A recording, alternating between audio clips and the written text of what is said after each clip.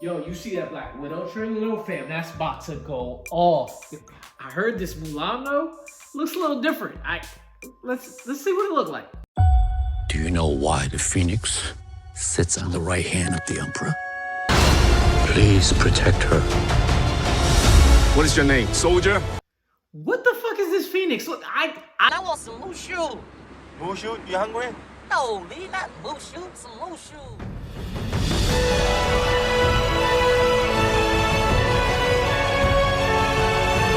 What up, family? It's your boy Amaru, finally back with another review, and this time I am reviewing the 2020 version of Mulan, the movie that was supposed to come out like back in March, right whenever.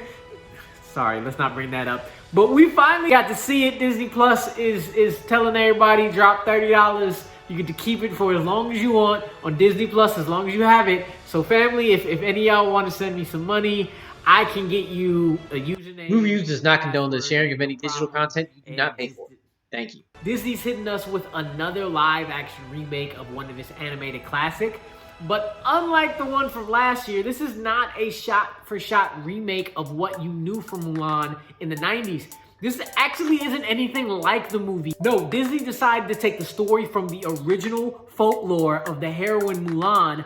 She still disguises as a man to take her father's place in the army, but there's no singing, there's no Li Shang, there's no Mushu. Disney, maybe you should pack up these live action films. Now, when I heard Disney was gonna go this more realistic route, I was high-key excited because we weren't gonna get that thing we got last year that somehow made Donald Glover and Beyonce and Billy Eichner and Keegan-Michael Key soulless. No, we were gonna get something new. But apparently Disney didn't get that memo. You could see that they were caught in between just wanting to make the real story, but still do some of the things that caught your heart in the 98 film, and you can't live in between those two worlds. You have to go all in, and there's only so many times you can reference that cartoon. We're going to make men out of every single one of you. And they focus so much on trying to capture the essence of what they did before that they forget to really hone in on the original story they're trying to tell, and you end up with a shell of the original. A shell that is still entertaining to watch. It's better than last year's Lion King. And there's a lot of potential there, but every time you see something that's really good, they bring something in that just makes you think, Gotcha, bitch. you dropped the ball there, man. You dropped the ball. The performances are great. Yi-Fei Liu is a great successor to Ming-Na Wen as Mulan. She's compelling and has the aura to fill her shoes. Si-Ma as her father still does father crying over daughter like no other. Whatever. Suyao! Jason Scott Lee is really menacing as the main antagonist, Bori Khan, and Li Gong as the witch Zhang Ying has this mixture of vulnerability and dangerousness that makes you want to connect with her. But every time you try to make that connection, they throw in a telegraphed line or situation that takes you right out of it. And it's most noticeable in the most important parts of the film, the parts you want to build connection. When Mulan is trying to connect with her fellow warriors in the army, or when her and her dad are having moments of true heartfelt and warm connection, they stop it. It just goes by in the blink of an eye, and again in the movie, you see its potential, you get hooked into it, and then something comes along and takes it away. It's shot beautifully and looks amazing, but then bad CGI is thrown right in the middle of a scene. They really try to hit hard on themes of morality and loyalty, truth and gender roles, and then something unbelievable happens that makes those lessons feel unearned. The camera work and choreography for action scenes are great, but then they hit you with slow motion and makes a minute and a half fight seem like 2 seconds. There's so much that's actually good in this movie, but what makes it just okay is every time you think you're about to reach that potential, Disney tries to Disneyfy live action like they cartoons, and it never feels real. Now, you know what don't feel real? The fact that we done gone 6 months without doing one review, and you think I ain't gonna be on not one of this part of this video. We gonna be doing this. We ain't done a review in that long, and you think I ain't gonna get to say nothing? Okay, man. I don't Look, get to say get it. nothing? Fine. Anytime you feel like you need to cut in, go ahead and cut in.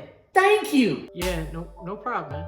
Just as I was saying, there was so much that looked like it came from the cartoon that it just didn't feel real. The feats that people all of a sudden can accomplish, so you can do that now. The action sequences that play out perfectly and not in a good way, that is not happening on the first try. And certain characters' motivations flipping on a dime, they came out of nowhere. Anybody else see how fast they done flipped the script? When that happened, I can't harp on it enough that it's so frustrating when you can see how good a movie could be and it's cut down again and again and again. And there's two things that were just so frustrating that, oh my gosh, why they gotta do my man Jet Li like that? That man speaks English. You can understand him. They dubbed his lips. They made it seem like they needed to have somebody with a voice do his... If you didn't know, go back and watch that movie. They dubbed Jet Li's lips. Fam, show this man some respect, please. You know one thing they didn't need to show, though? That damn Phoenix. Fuck that Phoenix. Yeah, fuck that Phoenix. This movie was already rushed. You know what they could have done with that Phoenix? One, it could have been Mushu. But since they weren't doing Mushu, they could have cut the budget it had for that fake ass, non-having any reason to be there ass Phoenix.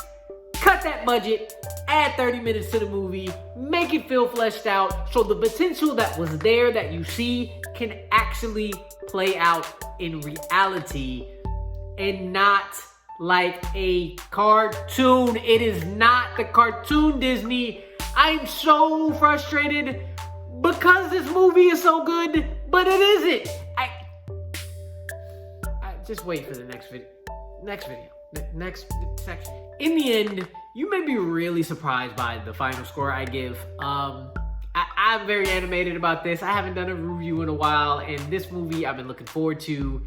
And I think if I would have been happier if it was just bad. But it isn't just bad. It's rewatchable. It's just okay. Because Disney tried to make a live action film like their cartoons again, and that only worked in Aladdin. Yes, I liked Aladdin.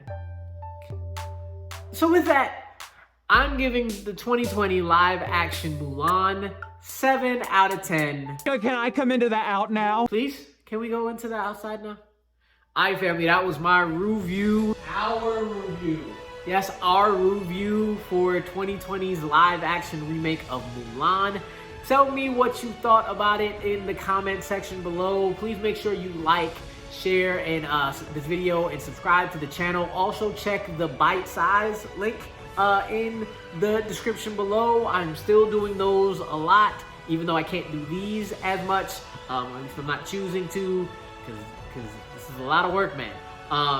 But did you spend some money on this? Are you throwing out $30, or are you asking for that username and password? Either way, I'll see y'all on the next one, whenever that is. I hate all y'all who've seen Tenet already. Peace.